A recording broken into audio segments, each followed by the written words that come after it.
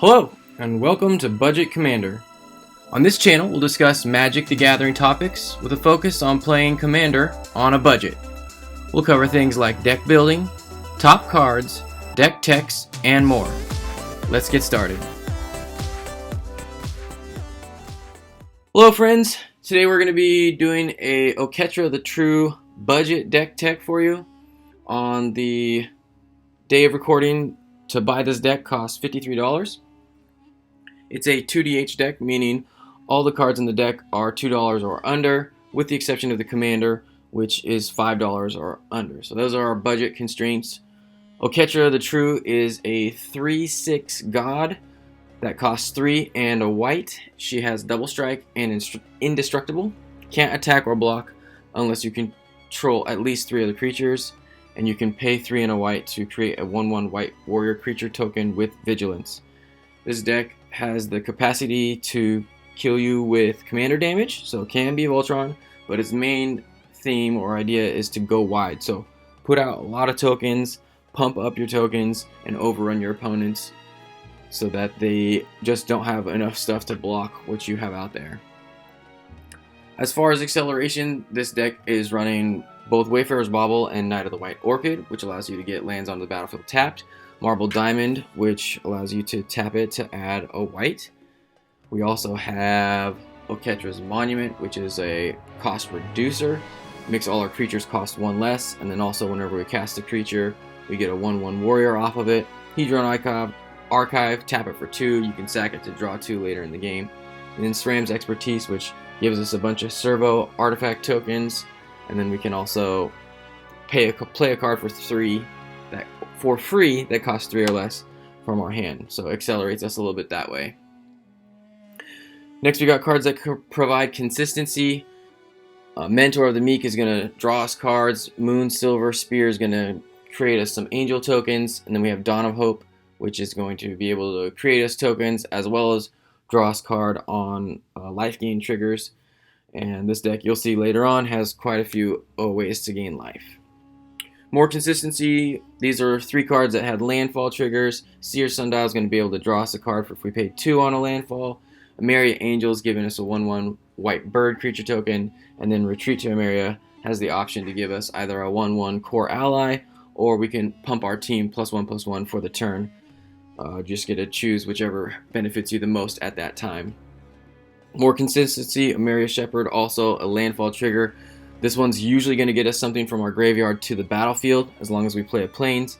Otherwise, if it's another land, we get to put it into our hand. Marshal's Anthem pumps our whole team, but I'm counting on that multi-kicker to recur us 1 or more cards from our graveyard when we cast it. White Sun Zenith has the ability to pay 3 white and X, and then we get to create X 2/2 cat creature tokens. It's also an instant, so we can play it on the at the end step of the player before us and create a bunch of tokens, which is nice. Cards allow us to control the game. Condemn is going to get rid of something that's attacking us. The person's going to gain life equal to its toughness. Swords to Plowshares, get rid of anything. It's an exile, so that's nice.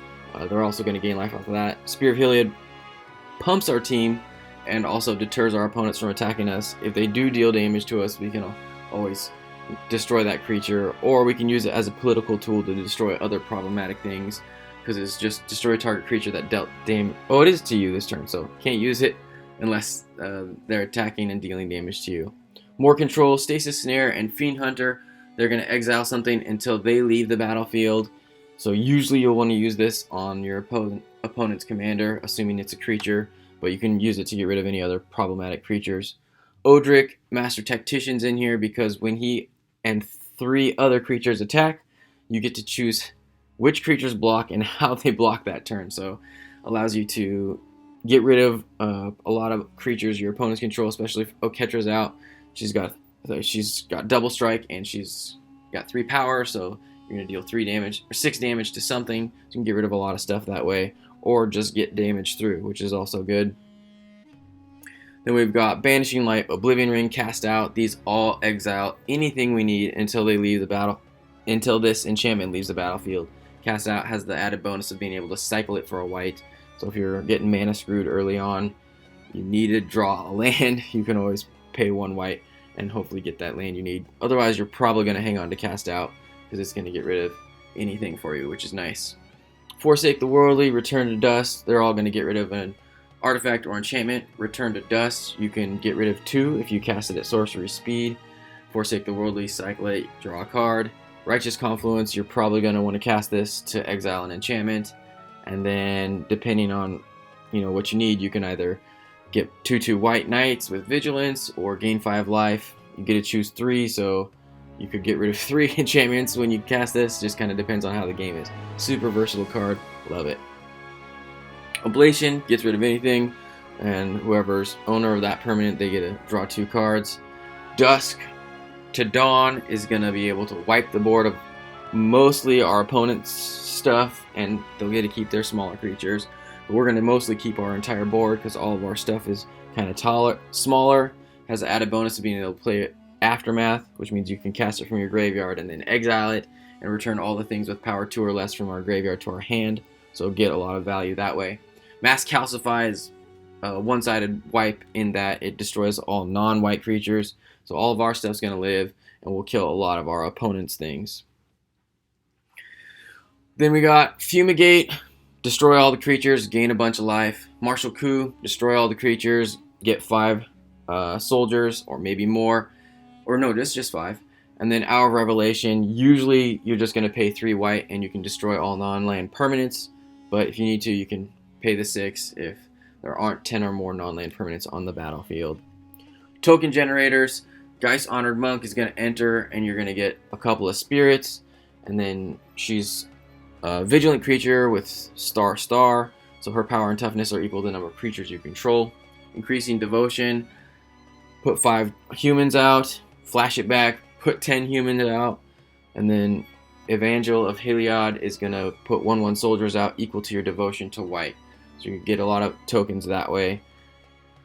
More token generators, Captain of the Watch gives you 3 1/1 soldiers. Your soldiers have vigilance and +1/+1. Decree of Justice has the versatility of either creating you a few angels, or you can cycle it for 3 and then pay X and create X 1/1 white soldier tokens. So usually you're going to cycle it, but depending on the game, you might want to actually cast it for those angels. Loxodon Warhammer helps us get damage through, gives us lifelink, so there's one of the ways we can gain life. You're probably going to equip this to Oketra, but you might put it on something else, just depends on the game. More life gain, Soul Warden, Soul's Attendant, each give us a creature, or give us a life when a creature enters the battlefield.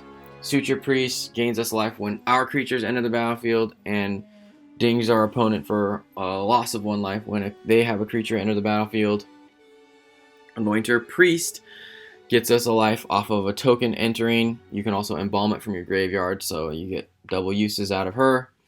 And then Darien, King of Cheldor, and Imposing Sovereign kind of disrupt our opponent in that Darien doesn't allow our opponent to attack us and deal damage, or I guess just deal damage to us, unless they're willing to give us a bunch of 1/1s. And then Imposing Sovereign just slows all our opponents down by having them enter the battle. Their creatures enter the battlefield tapped.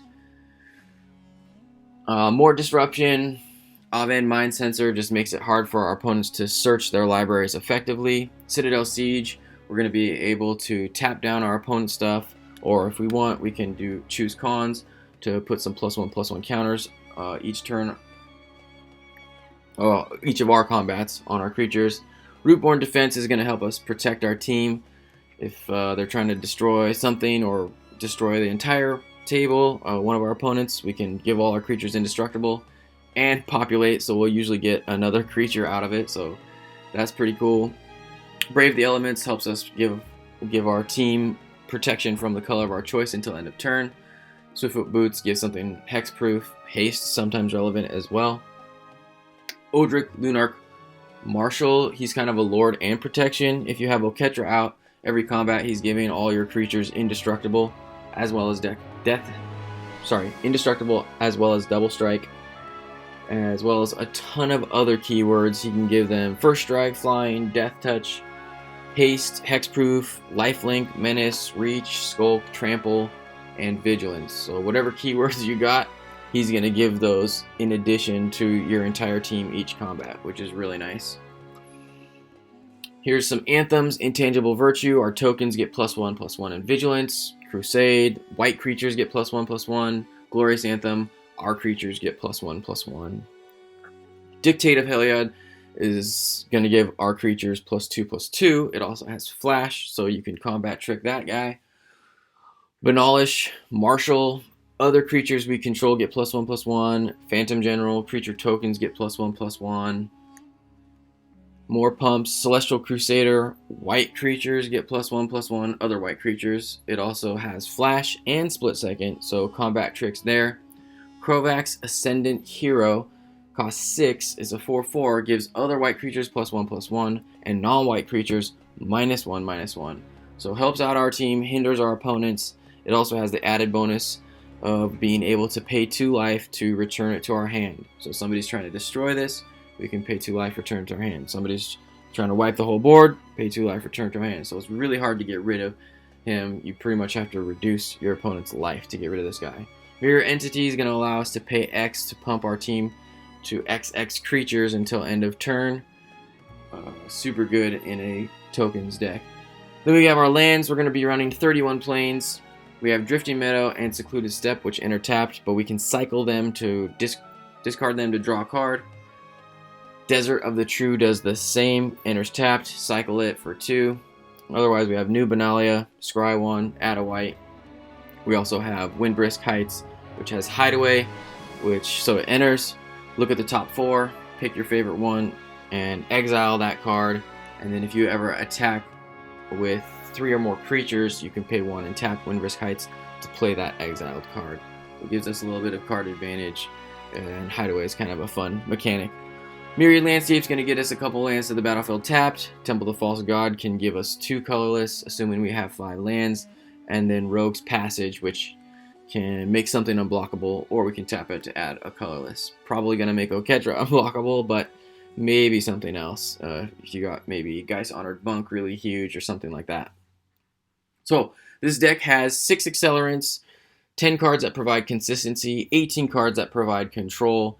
The average CMC was 2.15, including the lands.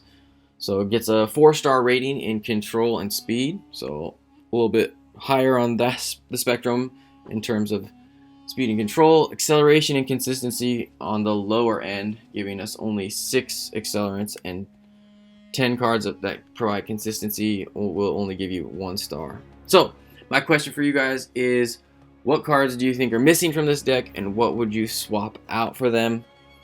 Super fun build. Just to go wide, you get a ton of things out, and then swing in for the win on your opponents. So, if you like the idea of this deck, go ahead and give it a try. I hope you found this deck tech helpful, and I wish you a wonderful day. Peace. Thanks for watching. You can help support this channel by hitting that subscribe button. This will help keep you up to date on content from Budget Commander. If you liked the video, make sure you like the video. Leave me a comment with your thoughts on this topic. And if you think someone else could benefit from this video, feel free to share. Thanks for watching, and I'll talk with you next time.